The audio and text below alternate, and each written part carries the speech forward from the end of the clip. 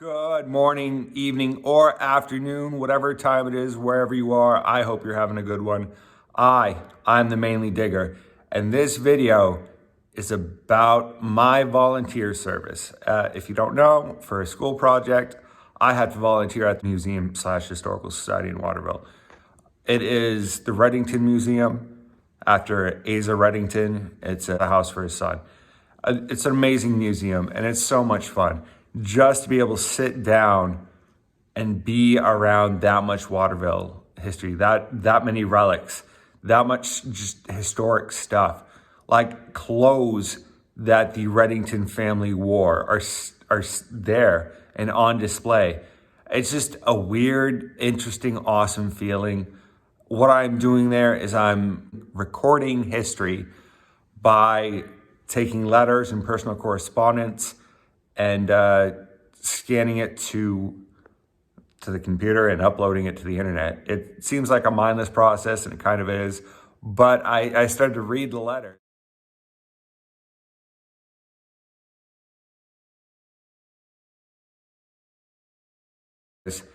And right now I'm doing I'm reading a letter about, or scanning letters about a permanent family in Waterville, or Fairfield area, Waterville, Fairfield area, that during the Civil War time. Like right now, it's better than any drama you'll ever see or watch on TV. Like the guy's about to die or has died, and even in his death, he has a sucking chest wound and is dying of infection, or died of infection. While he's dying, his handwriting is better than my handwriting will ever be. It's just amazing the way this guy words stuff. He was spitting game. He was on his deathbed and still throwing down game like a champ. It's amazing. Like, it's a good time. It's a good time.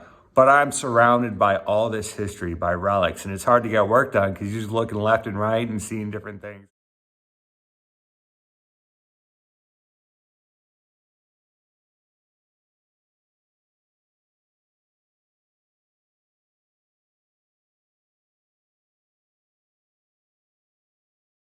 Um, the uh, the writer of MASH, I didn't know this, worked in Waterville for a while. And how I found this out is I'm sitting at this desk scanning these letters, thinking about because I have to do a paper at the end of this. So I'm writing the paper in my head, and I look to my right, and there's the book MASH. And I'm like, I wonder why that's here. How is that related to Waterville? And then next to it is a big picture of the author, a modern day picture. And I'm like, what? Okay, that's the author. So I asked about it. The caretaker of the house told me, yeah, he worked here at the Waterville Hospital for a while.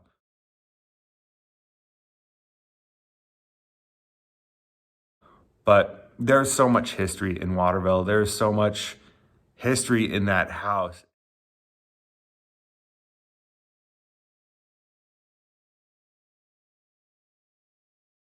And it's amazing. Like, it is, I would love I would love to work there like full time, and not. I'd love to volunteer there. Like, it's an amazing place, but they have to, especially for volunteers, because they have Colby students volunteering, and then they have me. So you have to schedule. You have to be schedule a time to go volunteer there. So it's good times. I enjoy it. Here's some of the video that I took and some photos. It's awesome. It's just an awesome experience. Mainly dig out. Trying to do work or volunteer work at the Redington Museum is pretty hard because it's surrounded by historic relics or artifacts, and I just want to look and take pictures of everything. General Isaac Sparrow Bangs was if you're not going to read this, he was a general at the end of the Civil War. I took the picture of the general because of the sword at the lower part of the sword is a ceremonial sword from the Knights of Columbus, which was huge in the Waterville area. Pretty much all the prominent figures or businessmen were a part of this gentleman's club, this secret society. Here's another example of a Knights of Columbus sword. It belonged to Frederick Thayer. And here's a picture of him.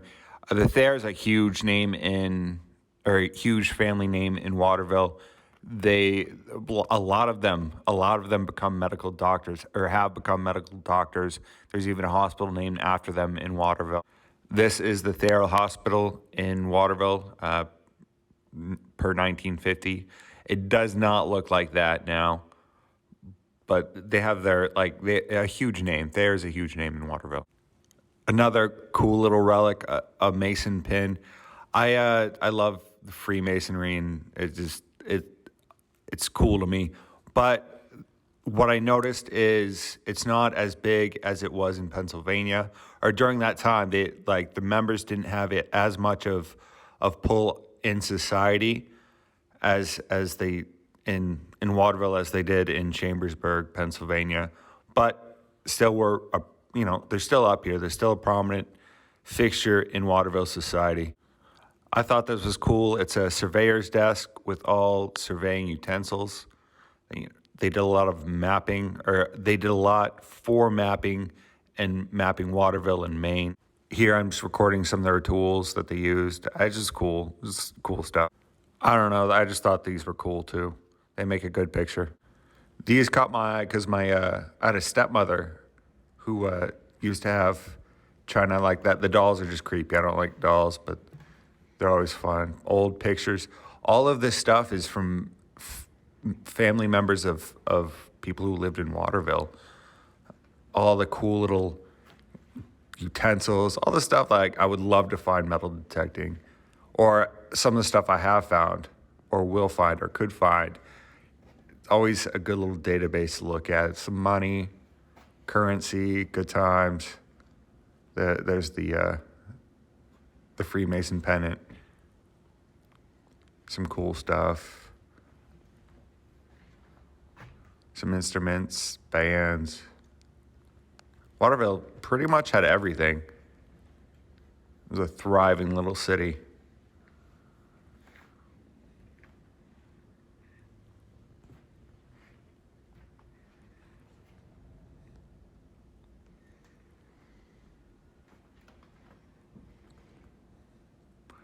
I love the old photos. Love the old photos.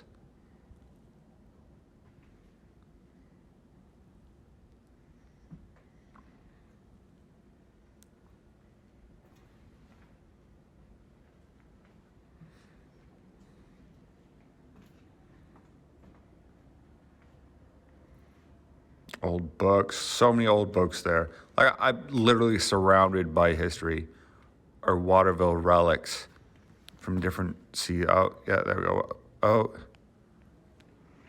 should have stayed a little longer on that. I don't know what that is. Old photos. It is cool because all those costumes, or all those not costumes, clothings are actually period clothing from different families that lived in Water, and from the Redington family that lived in the house. A lot of those are articles that they wore.